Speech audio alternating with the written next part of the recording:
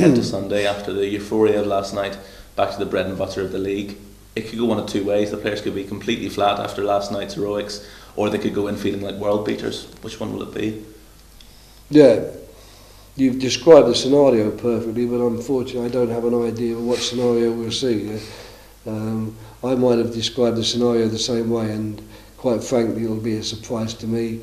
We may need to freshen the team up. That's one possibility, because luckily at the moment, from being in a ludicrous position with injuries, suddenly we find ourselves with quite a few players back and keen to play. At the moment, Andy Johnson, we all know, is out for the season, but Pansel isn't as far away now as he was, and David Elmer's recovered or will soon recover from his sickness. So, at the start of next week, if there's no injuries on Sunday, I'll have a very big squad to choose from, which is quite the opposite to what it's been these last few weeks and in the month of February, when quite frankly we were struggling to get 16 to 18 players together to fill the team sheet.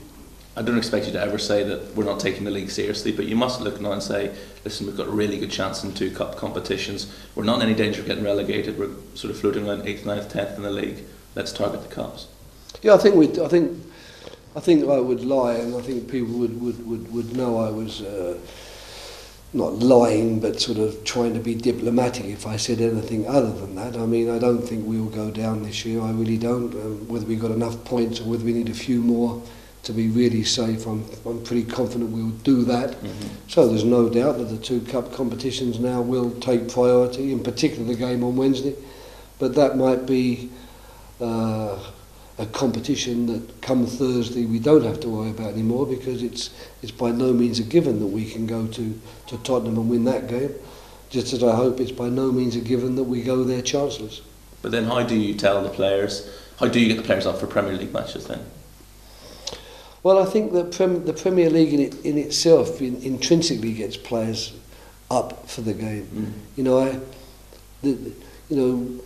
There's an expression which is around a lot at the moment that players are at it or not at it, and I often wonder what people really mean by it. Most of the time I think that the quality of the opposition, the interest in the game, the full stadium of people, the cheering, the intensity and the speed of the game, I think it would be very difficult for a serious professional player not really to be at it. He might not be playing well that particular day, or he might be suffering from an injury or fatigue, but I think when they go out onto the field, all of the players are ready and wanting to play and really prepared to do their best. But we're not dealing with robots, and we're not dealing with chess pieces. We're dealing with human beings, and human beings have feelings and emotions, and things happen. And certainly, if we wanted to use the word emotion, we've got no better example than the recent one of last night, when that was a really emotional evening for everybody, and you saw the emotion clearly on the field of play.